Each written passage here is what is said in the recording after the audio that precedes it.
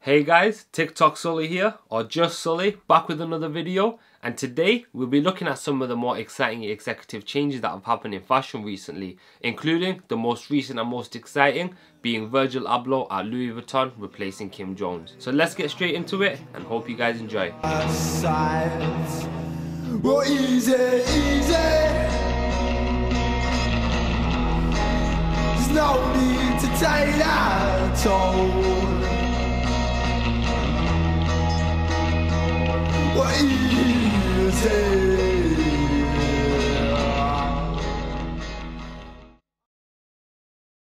Kicking it off, there's been some exciting changes that have happened in 2018 that has really set menswear up to have an even more exciting future than it was already set to have, especially from a streetwear perspective, even though all the changes haven't exactly been street orientated. And that's because at this point you can argue that high fashion is already a fundamental part of streetwear, whether you like it or not. So whatever happens in that world will have a direct impact on what's going on in this world. And from there, we can start in January of 2018. As on the 28th of this month, it was announced Hedi Slimane, previously of Saint Laurent, will be taking over the artistic director position at Celine, simultaneously opening up the brand to a fragrance range as well as a menswear range. Now before this announcement, Celine didn't have anything for menswear, so this news invoked excitement from this community, seeing as Celine does do such a great job on the women's side of things, and we're just waiting for the brand to come and do the same in the menswear sphere. With Hedi at the reins, it should be a great tenor for him as well as a great addition for the Celine brand. Hedi also took the place of Phoebe Philo, who was with Celine for almost 10 years before announcing her leave, a month before Hedi Slimane was publicised to be replacing her. Hedi previously worked at Saint Laurent as mentioned and left this tenure in April of 2016, a tenure where he was praised for his work and had held Saint Laurent as a top contender in menswear at the time, a stature that some people argue the brand doesn't hold anymore,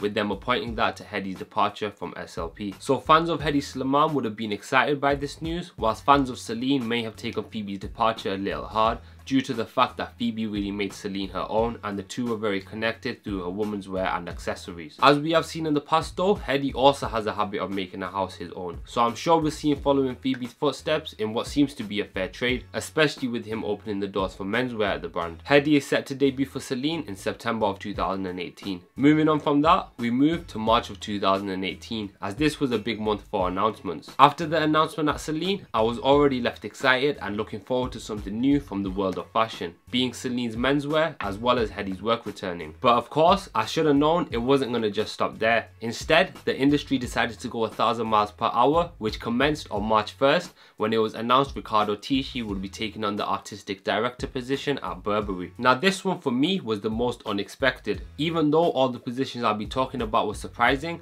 I found this one to be particularly unsuspecting, as Riccardo had been missing from a maison since February of 2017 when he exited Givenchy, and unlike the other designers, there was no speculation of a new brand attached to his departure, and I for sure wasn't expecting him at Burberry. But sure enough, on March 1st, Burberry announced Riccardo Tisci as the new artistic director, replacing Christopher Bailey, who was with the brand for 17 years, which is an outstanding amount of time to work for a house, and with that many years behind you, it's hard not to give the brand your own identity, an identity that Burberry familiarized themselves with as well as their demographic, which really allowed them to tend to their customers. But with this fast world that is current fashion, Burberry had to make a transition in order to keep up with this new system as well as continue their journey on becoming a powerhouse. With this, there was worry if Christopher Bailey would be able to tend to these needs due to a recent drop in sales, but he was already showing signs of his ability to adapt, collaborating with Gosh Rubchinskiy and Chris Wu, both contemporary names in culture. And not only that, he closed out his final show with an appealing collection that readily gained traction the moment the show ended, as he had also introduced a see now buy now model to Burberry, in which consumers could buy pieces straight off the runway instead of waiting the traditional 6 months. But after his efforts, the brand still needed a further push, in which Riccardo Tisci seems to have promised to fulfill, and I don't doubt that either, seeing as he had previously done an amazing job at Givenchy and made it a leader in menswear during his later days at the brand. And since his departure, I've been missing his work and I didn't expect to see him back so quick, especially not at Burberry of all brands, seeing as he is big on American culture influencing his collections, and Burberry is a traditional English name. It seems to be an unorthodox matching, but that's what might make this a successful approach, which is what Burberry CEO Marco Gobbetti must have also thought,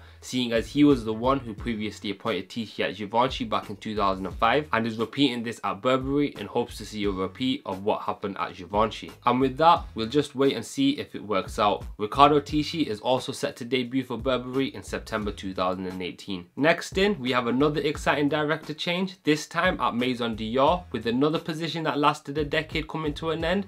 This time it's Kris Van Assche being replaced by none other than former Louis Vuitton artistic director Kim Jones. Now this turnover was a quick one for Kim Jones, seeing as he had only just left Louis Vuitton 2 months prior to this position, in which he ended on a high note and did some very positive things at the Louis V brand. I made a video on Kim Jones and his time at Louis Vuitton, so if you want to know more about the designer, I'll leave a link in the description for you to check out. But just a few weeks after Burberry announced their new director, Dior would go ahead and make it 3 for 3 in substantial changes by appointing Kim Jones as the new artistic director on the 19th of March 2018. When Christopher Bailey of Burberry announced his leave, people were opening speculation as to who would replace him, and many people were expecting Kim to fill the Burberry position, seeing as he is a British designer himself and would fit the brand really well. But of course, as I said, these unexpected changes took place in which Kim ended up at Dior instead. Kim has a history of mixing streetwear with high fashion, so I'm sure this will be something we'll see him do at the Dior house, in turn modernizing their menswear looks similarly as to what he did at Louis Vuitton. This one is hard to predict as to what we'll see, because much like Burberry and Tisci, this is also another odd matchup. But if it's anything of what we saw at Louis Vuitton, Kim is big on collaborating, good branding, and also bringing back stuff from the Maison's archive, which the Dior house will have plenty of to inspire Kim for his future collections. Kim Jones is set to debut for Dior in June 2018. Moving on to the final announcement, which I'm sure you'll all know about, seeing as this was the biggest announcement and the most relevant to this culture. It's Virgil Abloh being appointed artistic director at Louis Vuitton, succeeding Kim Jones. Now, even though Tisci was the most unexpected for me and also had me the most excited at the time, this news automatically took that spot of most exciting due to how influential this is for streetwear. The reason this wasn't the most unexpected though was because there had been rumours of this happening, starting back in October of 2017 when Virgil showed off a custom Louis Vuitton Jeff Koons duffel bag, opening the rumours up to an Off-White and Louis Vuitton collaboration. And seeing as Virgil was already collaborating with so many brands, including Nike and Jimmy Choo, it made these rumours viable. But these were quickly shut down, up until Kim's departure when the rumours opened up again.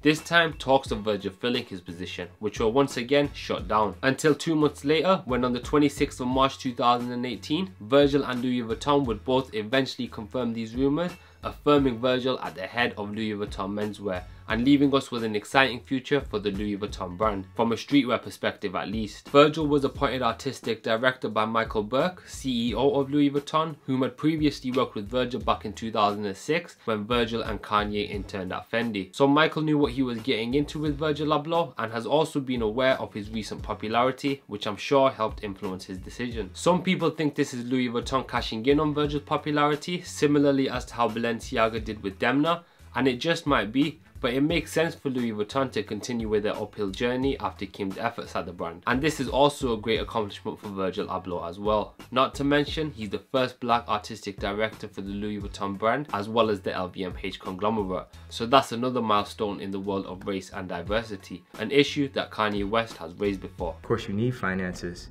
but it's a form of discrimination and racism. Especially with, you know, blacks in fashion.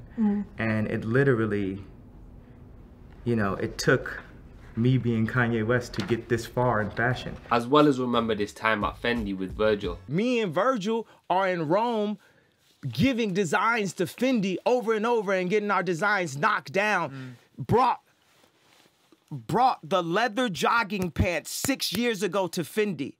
And they said no.